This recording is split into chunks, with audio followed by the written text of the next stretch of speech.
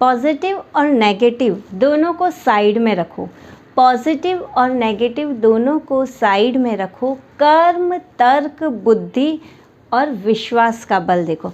नमस्कार, मैं डॉक्टर सपना अग्रवाल अपने चैनल में आप सभी का स्वागत करती हूँ। पॉजिटिविटी और नेगेटिविटी को लेकर आप सभी के जो भी डाउट्स हैं, आज मैं अपनी तरफ से वो क्लियर करने की कोशिश करूँगी। बस आप सभी से निवेदन है कि इसके लिए आप मेरे साथ अंत तक बने रहिए। इसके लिए मैंने एक चार्ट तैयार करा है, किस तरह हमारी परिस्थितियाँ हमारी सोच को बनाती है और वही सोच आगे चलकर धीरे धीरे नज़रिए का रूप ले लेती है और वह नज़रिया सकारात्मक या नकारात्मक कोई भी हो सकता है, परंतु यह कब और कैसे होता है यह मैं आपको समझाने का प्रयास करूंगी। हम अपनी परिस्थितियों के अनुसार अपनी सोच को बना लेते हैं और दोस्तों, दुनिया में सोच बिल्कुल फ्री है। उसका हमारे दिमाग में आने जाने के लिए न तो कोई समय फिक्स होता है और न ही कोई पाबंदी, और तो और हमारे मन पर भी हमारा नियंत्रण नहीं होता है कि हमें क्या सोचना है। सही कहा ना दोस्तों। इसके कारण कभी कभी हमारा मन भटक सकता है, क्योंकि हम अपनी सोच में कमज़ोर पड़ जाते हैं। बस यहीं से नज़रिए का नकारात्मक रूप शुरू हो जाता है।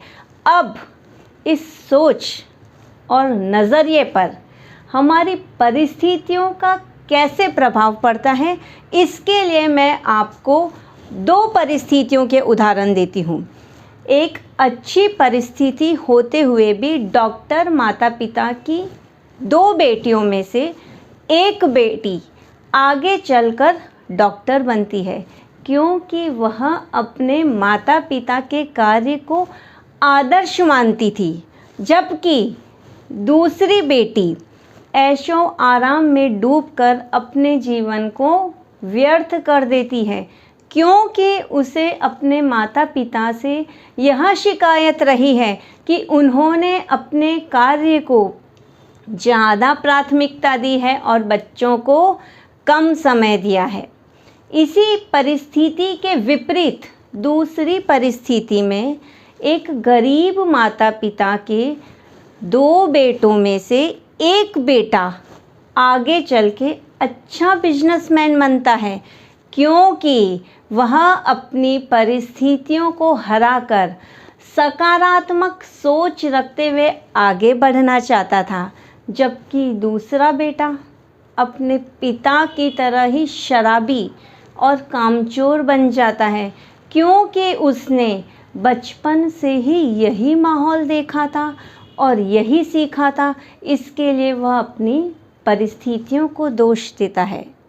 अब आप अच्छे से समझ ही गए होंगे दोस्तों कि हमें परिस्थितियों का मोहताज और दास नहीं बनना है, बल्कि अपनी सोच का सही इस्तेमाल करते हुए उन्हें अवसर के रूप में देखना है, क्योंकि परिस्थितियों पे हमारा कोई जोर नहीं, परिस्थितियों पे हमारा कोई जोर नहीं और सोच पे हमारा कोई रोक नहीं।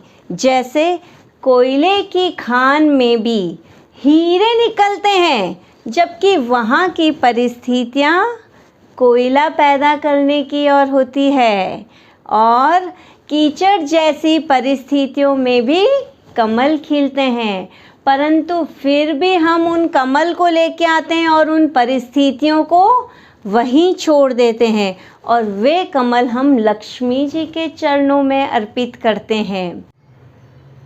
ये सभी उदाहरण बताते हैं कि हमें परिस्थितियों का रोना और दूसरों को दोष देना बंद कर देना चाहिए, बल्कि वह समय और ऊर्जा स्वयं को देना चाहिए।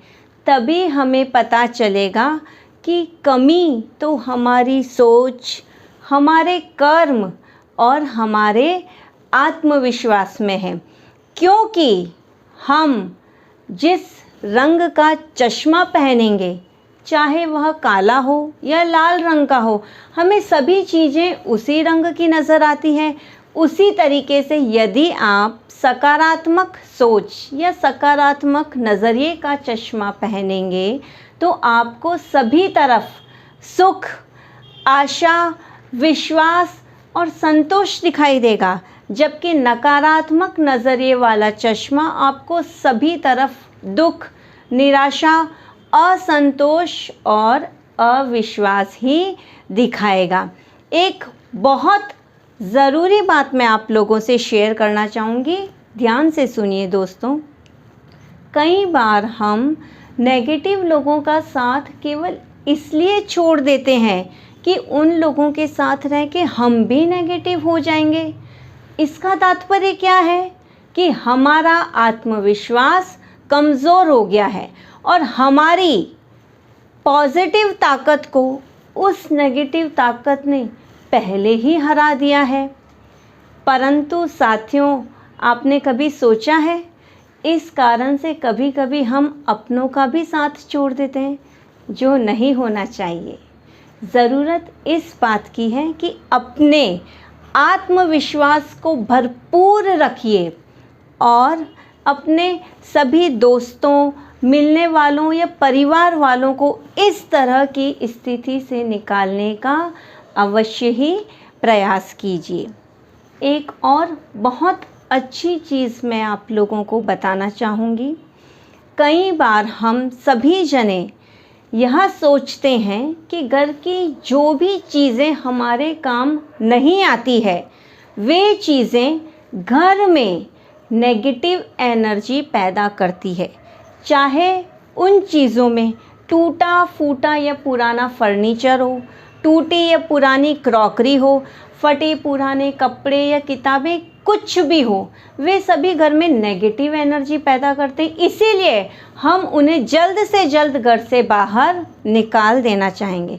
परंतु मैं आपको बताना चाहूँ कि यदि उन चीज़ों को हम भंगार में बेचते हैं तो हमें पैसे मिलते हैं और उन पैसों को हम काम में लेते हैं, और ये सभी भंगार की चीज़ें उस भंगार वाले व्यक्ति की आजीविका का साधन होती है।